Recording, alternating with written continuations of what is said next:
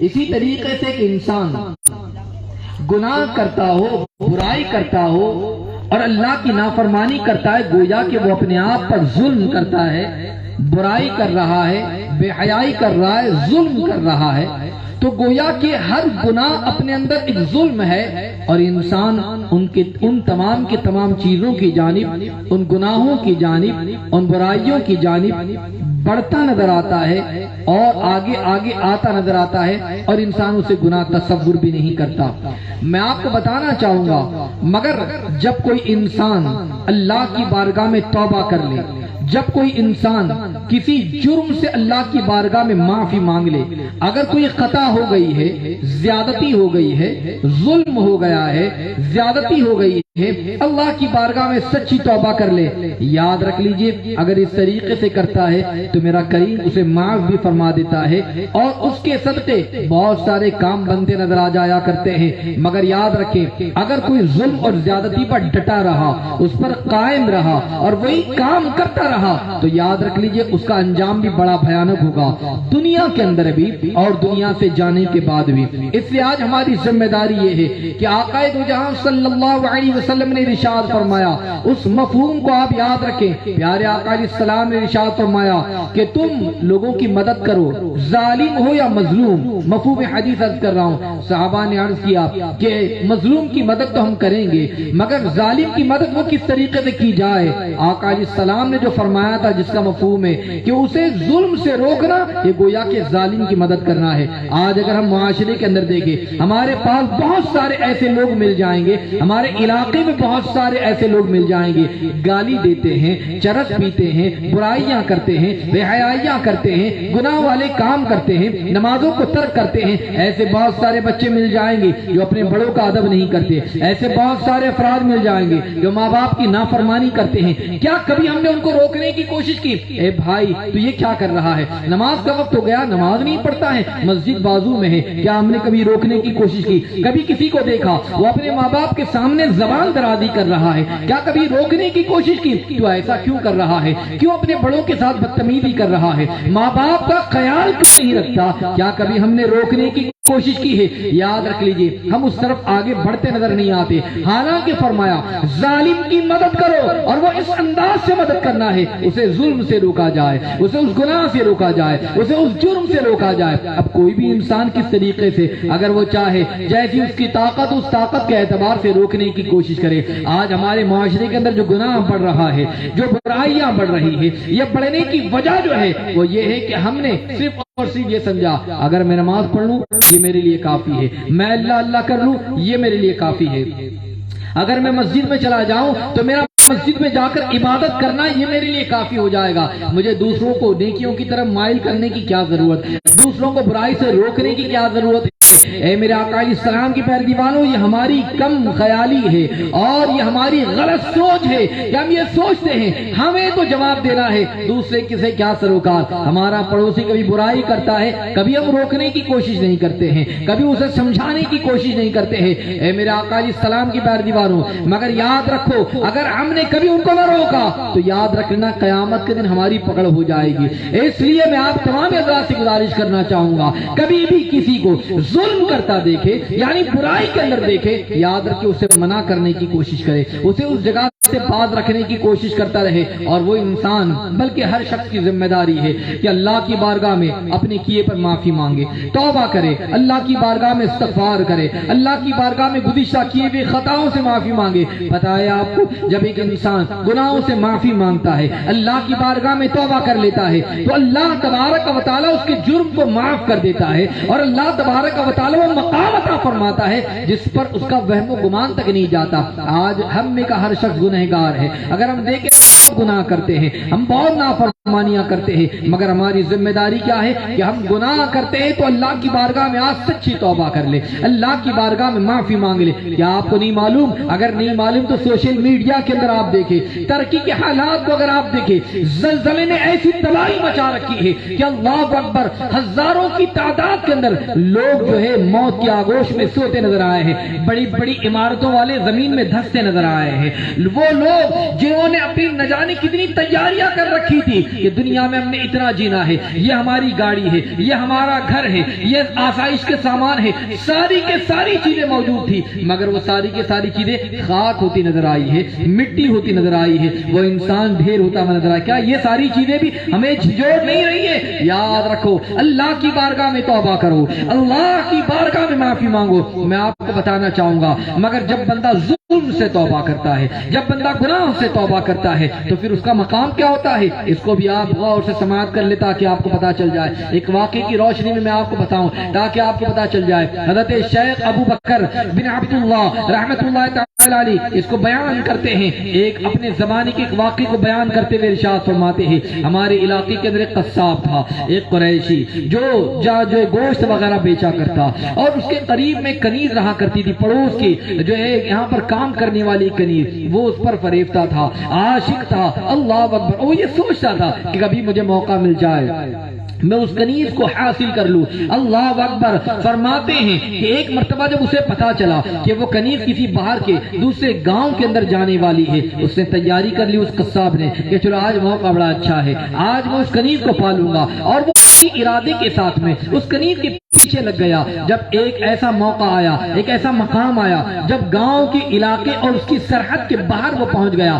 آج بھی ایسے معاملات ہیں، آج ہمارے معاشرے کے اندر اگر دیکھا جائے، اور اس طریقے سے زناکاری اتنی عام ہوتی جا رہی ہے۔ اسکول کا اگر آپ جائزہ لیں، کالجوں کا اگر جائزہ لیں، اور معاشرے کا اگر جائزہ لیں، انسان یہ گناہ کرتا ہے، اسے برائی تصور بھی نہیں کرتا، مگر یاد رکھو اللہ کی بارگاہ میں اگر توبہ کر لے تو پھر یاد رکھے کیسا مقام مل جائے گا۔ کہتے ہیں کہ وہ گاؤں کے علاقے سے اس سرحد سے جیسے باہر نکلا تو جیسے ہی اس کنیز کے پاس پہنچا اور اس نے اظہار محبت پیش کیا، اس نے کہا کہ دیکھو ایسا ایسا معاملہ ہے، کئی دن ہو چکے ہیں، میں حاصل کرنے کے در پہ تھا، موقع نہ میسر آیا، مگر میں سچی تم سے محبت کرتا ہوں۔ کنیز نے بھی اظہار محبت کر دیا کہ میں بھی تم سے بہت زیادہ محبت کرتی ہوں۔ اللہ اکبر۔ جب دونوں بات ہو گئی، اب معاملہ یہ رہا کہ اب دونوں نے اظہار محبت کی، گناہ کرنے کا ارادہ اس قصاب نے ظاہر کیا، مگر اس موقع پر وہ اللہ کی بندی، وہ کنیز یہ کہتی نظر آتی ہے، اے قصاب سن لے، واقعی سچ بات ہے کہ تو جس طریقے سے مجھ سے محبت کرتا ہے،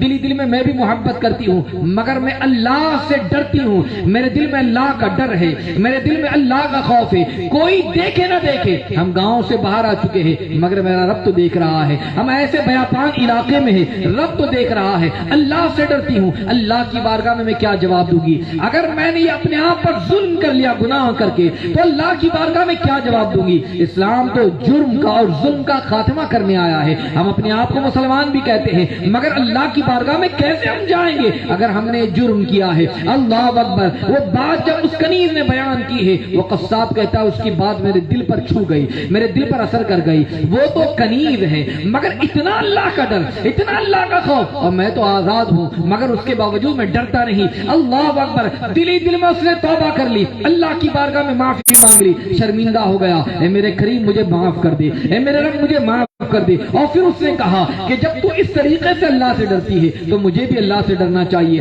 جا تو جس علاقے میں جانا چاہتی ہے، جو بازو کے گاؤں میں جانا چاہتی چلے جا، اور پھر میں اپنے گاؤں کی طرف روانہ ہو جاتا ہوں۔ گویا دونوں نے الگ الگ راستے بنا لیے، اب یہ اپنے علاقے کی طرف، وہ دوسرے گاؤں کی طرف۔ اب آپ دیکھیں جب بندہ توبہ کرتا ہے تو اس کا اثر کیا ہوتا ہے؟ رب کتنا کریم ہے، رب کتنا رحیم ہے، اور کس طریقے سے معاملات ہوتے ہیں۔ اللہ اکبر، اللہ اکبر۔ اب آپ دیکھیں جب وہ اس علاقے کی جانب بڑھتا چلا، جنگل کا علاقہ آیا، چلتے چلتے پیر درد دینے لگ گئے، چلتے چلتے پیاس کا غلبہ آنے لگ گیا، چلتے چلتے زبان سوکھتی گئی۔ اللہ اکبر۔ اب اس عالم کے اندر پانی بھی موجود نہیں ہے، کہیں پانی موجود نہیں، کوئی ساتھ میں موجود نہیں کہ پانی پی سکے، پیاس کی وجہ سے زبان کانٹا بنی جا رہی ہے۔ اب یہ کھڑے تو کیا؟ ایسے موقع پر کیا دیکھا؟ ایک شخص پر نظر پڑ گئی، وہ قاصد تھا، وہ آ رہا ہے، فوراً اس کے پاس گیا، دیکھا تو ارے یہ تو نیک انسان ہے، یہ تو فلاں نبی کا قاصد ہے اور فلاں نبی کے پیغام کو کسی علاقے میں پہنچانے کا کام کرتا ہے۔ جب اس سے اس نیک بندے سے ملاقات ہوئی وہ فوراً ان کے پاس پہنچا،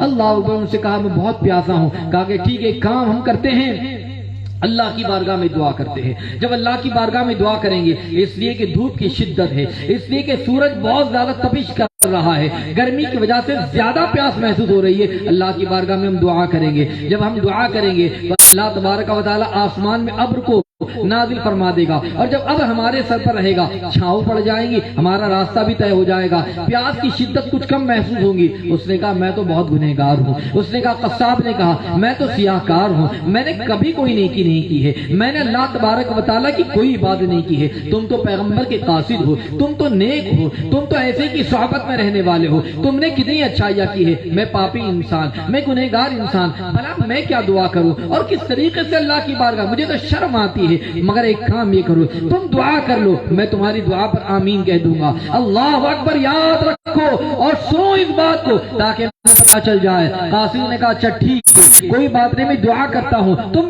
دعا کے لیے ہاتھ بلند کر دو اور میں جب دعا کر لوں تم آمین کہہ دینا۔ اس نے اللہ کی بارگاہ میں اپنے ہاتھوں کو بلند کیا، اللہ کی بارگاہ میں دعا کی، اے اللہ دھوپ کی شدت ہے، مولا تو ابر کو ہمارا سائبان بنا دے تاکہ ابر ہمارے سر پر آ جائے اور ہمارا ایک راستہ کٹ جائے تاکہ دھوپ کی تپش کچھ کم پڑ جائے، راستہ آسانی کے ساتھ ہم جو ہے پار کر لے۔ اللہ اکبر، اس قصاب نے آمین کہا۔ اب آمین کہنا تھا کہ اتنی دیر میں دیکھتے ہیں کہ آسمان میں ایک ابر آ گیا ہے، ان کے سروں پر سائبان کی طرح ایک سائے کی طرح ابر آ گیا ہے، اب وہ ابر سایہ کر رہا ہے اور یہ دونوں کے دونوں حضرات چل رہے ہیں اور دونوں کہہ رہے ہیں چلو اللہ کا بہت بڑا کرم ہو گیا کہ اب یہ ابر سایہ کر رہا ہے، یہاں تک کہ چلتے چلتے اب دونوں کے راستے جدا ہو گئے۔ قاصد کو جانا تھا وہاں اور اس شخص کو جانا تھا قصاب کو یہاں۔ اب دونوں نے کہا چلو ہم اپنے اپنے راستے پر چلتے ہیں، تم اپنے راستے پر، ہم اپنے راستے پر، قریب ہے گاؤں، اب پہنچ جائیں گے، پیاس کو بھی بجھا لیں گے۔ اللہ اکبر، قاصد حیران ہے دیکھ کر وہ پیغمبر کا کہ وہ قصاب انسان جیسے اپنے گاؤں کی طرف مڑتا ہے تو آسمان میں جو ابر سایہ کیا ہوا تھا وہ ابر جو ہے وہ قصاب کے ساتھ ساتھ مڑ رہا ہے، قاصد تنہا اور قصاب کے سر پر وہ ابر۔ جب قاصد نے دیکھا، پیغمبر کے اس قاصد نے دیکھا اور جب دیکھا کہ وہ ابر اس کے ساتھ ساتھ جا رہا ہے، اس نے بلایا اس قصاب کو اور کہا اے انسان، اے نیک انسان، اے متقی انسان، اے پرہیزگار انسان، بھلا تو یہ کہہ رہا تھا کہ میں پاپی انسان ہوں، میں نے کوئی نیکی نہیں کی ہے، میں نے کوئی عبادت نہیں کی ہے، میں نے نافرمانی میں اپنی زندگی گزاری ہے، مگر یہ دیکھ ہم دونوں ساتھ ساتھ چل رہے تھے، ابر ہمیں سایہ کر رہا تھا مگر تو اس طرف چلا گیا، ابر تیری طرف آ رہا ہے، گویا کہ میرے سر پر ابر نہیں ہے، پتہ یہ چلتا ہے کہ تیری دعا کی برکت سے ابر آیا ہے۔ بتا تیری نیکی کون سی ہے، تو عبادت کون سی کرتا ہے، تو اچھائیاں کون سی کرتا ہے، تیرے اعمال کیسے ہیں، اللہ اکبر بتا تو صحیح۔ وہ قصاب بڑا شرمندہ ہوا، میں تو کوئی نیکی نہیں کرتا مگر یہ اللہ کا کرم ہے۔ پھر اس نے اپنا واقعہ بیان کر دیا، اے اللہ کے نبی کے پیغمبر، اے اللہ کے پیغمبر کے قاصد، سنو سنو اس بات کو سن لو کہ اصل میں معاملہ یہ تھا، اور اپنے وطن گاؤں سے نکل کر وہ اس کنیز کے پاس جانا اور اللہ کی بارگاہ میں سچی توبہ کرنا اور توبہ کر کے پلٹ کر آنا، یہ سارے کے سارے معاملے کو اس سے واضح طور پر بیان کیا۔ قاصد نے، اس پیغمبر کے قاصد نے کہا بات دراصل صحیح ہے، تم نے جو سچی توبہ کی ہے اس سچی توبہ کی برکت ہے کہ اللہ نے پچھلے ساری خطاؤں کو تمہارے معاف کر دیا ہے، اور یہ تمہاری آمین ہی کی برکت ہے، اللہ نے ہم پر جو ہے آسمان پر یہ ابر کو سائبان بنا دیا ہے۔ اے میرے آقا علیہ السلام کے پیارے دیوانوں، اب میں آپ کو یہ کہنا چاہوں گا، انسان ظلم کرنے گیا تھا، انسان اللہ کی نافرمانی کے ارادے سے نکلا تھا، زنا کرنے کے لیے گیا تھا، گناہ کرنے کے لیے گیا تھا، پاپ کرنے کی غرض سے وہ نکلا تھا، مگر جب بندہ اللہ کی بارگاہ میں مڑتا ہے، سچی توبہ کرتا ہے، معافی مانگتا ہے، تو پھر اللہ اس پر کیسا کرم فرماتا ہے۔ اللہ کا کرم یہ ہو گیا اس پر کہ یاد رکھو کہ اللہ تبارک و تعالی نے اس کی خطاؤں کو معاف کر دیا، اب وہ خطائیں معاف ہو گئی اور وہ ایسا بن گیا کہ گویا اس کی دعائیں قبول ہوتی نظر آ رہی ہے۔ اللہ اکبر، آج میں آپ سے کہنا چاہتا ہوں، آج کیا بات ہے، آج ہماری دعائیں قبول نہیں ہو رہی ہے، آج کیا بات ہے، ہم اللہ کی بارگاہ میں دعا کرتے ہیں، ہماری دعائیں قبول نہیں ہوتی۔ ذرا ہم کو اپنا محاسبہ کرنا ہوگا، اپنا جائزہ لینا ہوگا۔ آج ہماری سوسائٹی کے اندر ہمارے حالات یہ ہے، فجر کا وقت ہو جائے مؤذن پکارتا ہے، ہم اپنی بستر پر سوئے رہتے ہیں، ظہر کا وقت آ جائے ہم اپنے آرام میں کہیں اور گھومے رہتے ہیں، عصر اور مغرب کے وقت میں ہم اپنے کاروبار اور بزنس میں لگے رہتے ہیں، اور رات عشاء کا وقت آ جائے تھکے ہارے آتے ہیں، کھا پی کر سو جاتے ہیں، یا یہاں وہاں گھومنا۔ ہمارے پاس وقت ہے دوستوں کے ساتھ جانے کے لیے، ہمارے پاس وقت ہے صبح سے لے کر شام تک کاروبار کرنے کے لیے، ہمارے پاس وقت ہے رات رات پر کھراٹے مار کر سونے کے لیے، مگر صرف اور صرف 4 سجدے کرنے کی کے لیے ہمارے پاس وقت نہیں ہے، اللہ کی بارگاہ میں کھڑے ہونے کے لیے وقت نہیں ہے، اللہ کی عبادت و بندگی یاد رکھ لینا، نماز نہ پڑھ کر ہم ظلم کر رہے ہیں، اپنے اوپر ظلم کر رہے ہیں۔ یہی وہ بدن ہوگا جب قیامت کے دن لایا جائے گا، جب انسان اللہ کی عبادت نہ کیا ہوگا اسے جہنم میں ڈالا جائے گا۔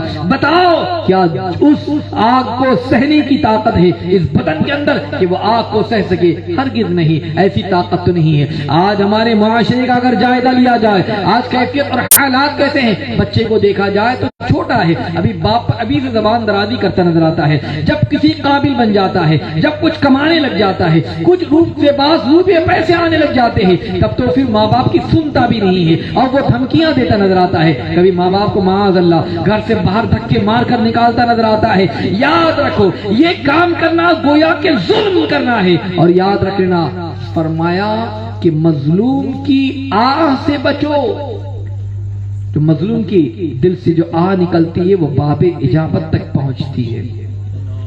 مظلوم کی آہ سے بچو، پھر جب ناکامی ہوتی ہے، پھر اس کے بعد پریشانیاں آتی ہے تو یاد رکھ لیجئے پھر ہم مارے پھرتے ہیں۔ اس لیے ایسے ظلم سے اپنے آپ کو بچائے۔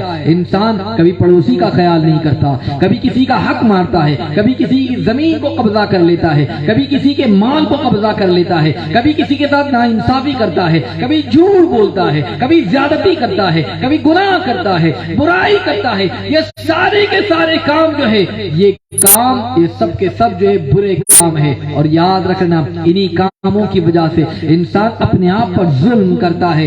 اس لیے میرا آقا علیہ الصلوۃ والتسلیم کے پیارے دیوانوں، آج آپ یہاں پر جمع ہوئے ہیں، یاد رکھنا آپ یہاں سے جب اٹھ کر جائیں ایک عزم اور ارادہ کر کے اٹھے، آئندہ ہم گناہ سے اپنے آپ کو روکیں گے۔ اسلام اس ظلم کا خاتمہ کرنے کے لیے آیا تھا۔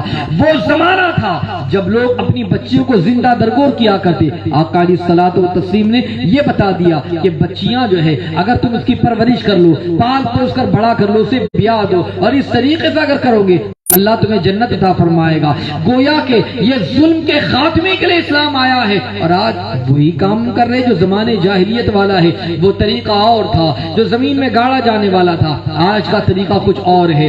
اس لیے میرے آقا علیہ السلام کے پیارے دیوانوں، اللہ کی بارگاہ میں سچی توبہ کرو، اللہ کی بارگاہ میں معافی مانگو، اور آئندہ کے لیے یہ عزم اور ارادہ کر کے اٹھو کہ آئندہ کی جو ہماری زندگی ہوگی ہم گناہ نہیں کریں گے۔ گناہ کرنا گویا کہ اپنے آپ پر ظلم کرنا ہے۔ گالی دینا کسی کو، کسی اور کو گالی نہیں لگتی، اپنے آپ پر ظلم کرنا ہے۔ نافرمانی کرنا اپنے آپ پر ظلم کرنا ہے۔ رب کی عبادت سے دور رہنا اپنے آپ پر ظلم کرنا ہے۔ نمازیں پنجگانہ ادا نہ کرنا یہ بھی اپنے آپ پر ظلم کرنا ہے۔ یاد رکھے ان تمام کی تمام چیزوں کو مد نظر رکھتے ہوئے اپنی زندگی کو بدلنے کی کوشش کرے، اپنے آپ کے اندر چینجنگ لانے کی کوشش کرتے رہے۔ سنی دعوت اسلامی کا یہی پیغام ہے، اور اسی پیغام اور اسی میسج کو دینے کے لیے یہاں پر ہم آئے ہیں۔ اگر ہم نے یہ ارادہ کر لیا، عزم اور ارادہ کر کے یہاں سے اٹھے، تو انشاءاللہ آپ کا یہاں آنا بھی کامیاب، ہمارا یہاں پر آنا اور بولنا بھی کامیاب ہو جائے گا۔ اور انشاءاللہ العظیم اگر ہم نے سچی توبہ کر لی، اللہ کی بارگاہ میں سابقہ گناہوں سے معافی مانگ لی، تو یاد رکھ لیجیے گا پھر دنیا بھی سنور جائے گی اور آخرت بھی سنور جائے گی۔ کوشش کریں گے انشاءاللہ، آئندہ ارادہ کریں گے انشاءاللہ۔ اللہ ظالموں کو پسند نہیں فرماتا، واللہ لا يحب الظالمین فرمایا، اللہ ظالموں کو پسند نہیں فرماتا۔ اگر اللہ کے نیک بننا ہے، محبوب بندے بننا ہے، تو ظلم کو چھوڑنا ہوگا، نافرمانی کو ترک کرنا ہوگا، برائی کو چھوڑنا ہوگا، گناہ کو چھوڑنا ہوگا۔ انشاءاللہ اس پر عمل کرنے کی کوشش کرے، کامیابی اور کامرانی میسر آئے گی۔ اللہ رب العزت ہم تمام کو عمل کی توفیق عطا فرمائے، گناہوں سے بچنے کی توفیق عطا فرمائے، نیکیاں کرنے کی توفیق عطا فرمائے۔ استغفر اللہ العظیم الذی لا الہ الا هو الحی القیوم واتوب الیہ۔ شمع رسالت کے